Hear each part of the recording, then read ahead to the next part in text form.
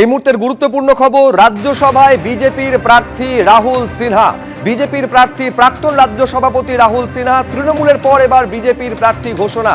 আপনারা জানেন যে 16 তারিখে রাজ্যসভায় পশ্চিমবঙ্গের 5টি আসনে প্রার্থী রয়েছে, তার মধ্যে বিজেপির প্রার্থীর নাম ঘোষণা হচ্ছে রাহুল সিনহা। বিজেন্দ্র সিংহ আমাদের প্রতিনিধি আরো বিস্তারিত বলবেন। বিজেন্দ্র,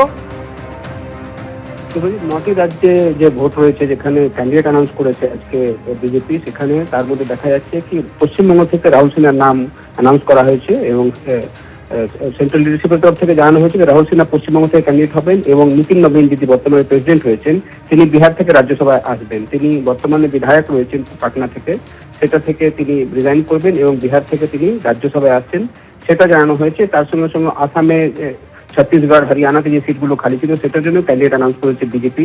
উড়িষ্যা থেকে দুজনের নাম অ্যানাউন্স হয়েছে, মনমোহন সামল এবং সুজিত কুমার, তারা আসবেন রাজ্যসভায় এবং রাহুল সিনহা পশ্চিমবঙ্গ থেকে বিজেপির প্রার্থী হবেন। সেটা বিজেপির যে সেন্ট্রাল ইলেকশন কমিটি রয়েছে সেখান থেকে অ্যানাউন্স করা হয়েছে। দেশ জুড়ে যে ভ্যাকেন্সিগুলো হয়েছে বিভিন্ন রাজ্যে, সেক্ষেত্রে আজকে 9টা ক্যান্ডিডেট অ্যানাউন্স করা হলো বিজেপির তরফ থেকে, যারা বিভিন্ন রাজ্য থেকে প্রার্থী হবেন বিজেপির। একদিকে নিতিন নবীন বিহার থেকে আসছেন রাজ্যসভায়, অন্যদিকে রাহুল সিনহা পশ্চিমবঙ্গ থেকে তাকে প্রার্থী করা হয়েছে। যেহেতু 5টা সিট খালি হচ্ছে, 4টে সিট অ্যানাউন্স করেছে টিএমসি, যারা যে অঙ্ক এই মুহূর্তে বিধানসভায় রয়েছে সেটাতে 4টে তারা জিতবেন এবং একটা বিজেপি জিতবে।